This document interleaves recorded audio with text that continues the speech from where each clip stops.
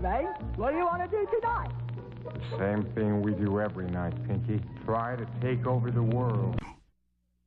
If then revelation is requested, it cannot be had. For the act of asking is a statement that it is not there, that nothing of God is now being revealed. Such a statement produces the experience. For your thought about something is creative, and your word is productive, and your thought and your word together are magnificently effective in giving birth to your reality. Therefore shall you experience that God is not now revealed, for if God were, you would not ask God to be.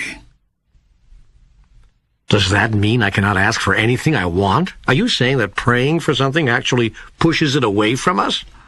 This is a question which has been asked through the ages, and has been answered whenever it has been asked. Yet you have not heard the answer, or will not believe it. The question is answered again in today's terms and today's language, thusly. You will not have that for which you ask, nor can you have anything you want. This is because your very request is a statement of lack, and you're saying you want a thing only works to produce that precise experience, wanting, in your reality. The correct prayer is therefore never a prayer of supplication, but a prayer of gratitude. When you thank God in advance for that which you choose to experience in your reality, you in effect acknowledge that it is there, in effect. Thankfulness is thus the most powerful statement to God, an affirmation that even before you ask, I have answered. Therefore, never supplicate, appreciate. But what if I am grateful to God in advance for something and it never shows up? That could lead to disillusionment and bitterness. Gratitude cannot be used as a tool with which to manipulate God, a device with which to fool the universe. You cannot lie to yourself. Your mind knows the truth of your thoughts. You are saying, thank you, God, for such and such, all the while being very clear that it isn't there in your present reality. You can't expect God to be less clear than you, and so produce it for you. God knows what you know, and what you know is what appears as your reality. But how then can I be truly grateful for something I know is not there? Faith. If you have but the faith of a mustard seed, you shall move mountains. You come to know it is there because I said it is there. Because I said that even before you ask, I shall have answered. Because I said and have said to you in every conceivable way, through every teacher you can name, that whatsoever you shall choose, choosing it in my name, so shall it be. Yet so many people say that their prayers have gone unanswered.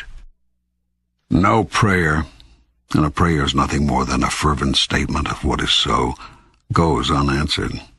Every prayer, every thought, every statement, every feeling is creative. To the degree that it is fervently held as truth, to that degree will it be made manifest in your experience. When it is said that a prayer has not been answered, what has in actuality happened is that the most fervently held thought, word, or feeling has become operative. Yet what you must know, and here's the secret, is that always it is the thought behind the thought, what might be called the sponsoring thought, that is the controlling thought. If therefore you beg and supplicate, there seems a much smaller chance that you will experience what you think you are choosing, because the sponsoring thought behind every supplication is that you do not have now what you wish. That sponsoring thought becomes your reality. The only sponsoring thought which could override this thought is the thought held in faith that God will grant whatever is asked without fail. Some people have such faith, and very few. The process of prayer becomes much easier when, rather than having to believe that God will always say yes to every request, one understands intuitively that the request itself is not necessary. Then the prayer is a prayer of thanksgiving. It is not a request at all. but a statement of gratitude for what is so. When you say that a prayer is a statement of what is so, are you saying that God does nothing, that everything which happens after a prayer is a result of the prayer's action?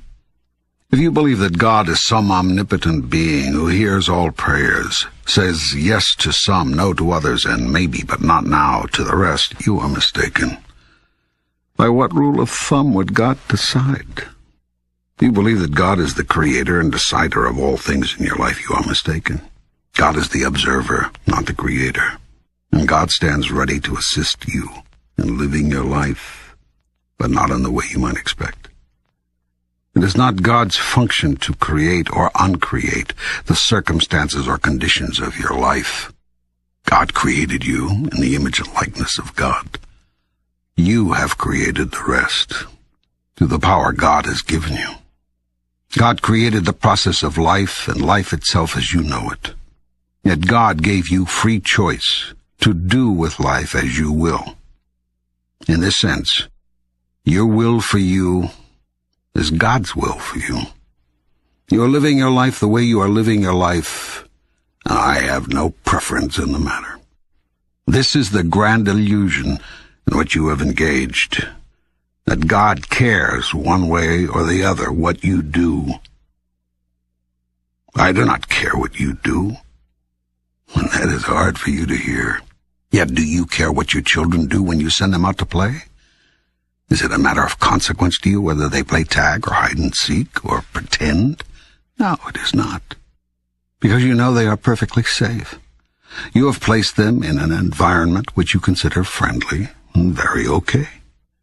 Of course, you will always hope that they do not hurt themselves.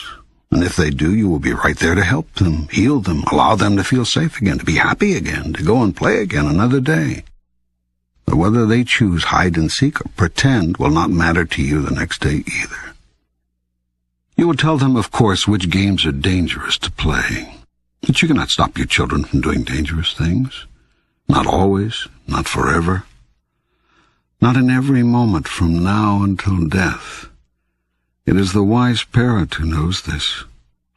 Yet the parent never stops caring about the outcome. It is this dichotomy, not caring deeply about the process, but caring deeply about the result, that comes close to describing the dichotomy of God. Yet God, in a sense, does not even care about the outcome, not the ultimate outcome. This is because the ultimate outcome is assured.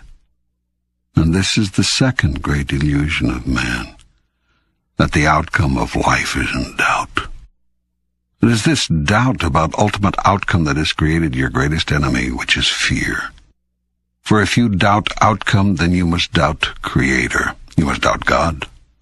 And if you doubt God, you must live in fear and guilt all your life.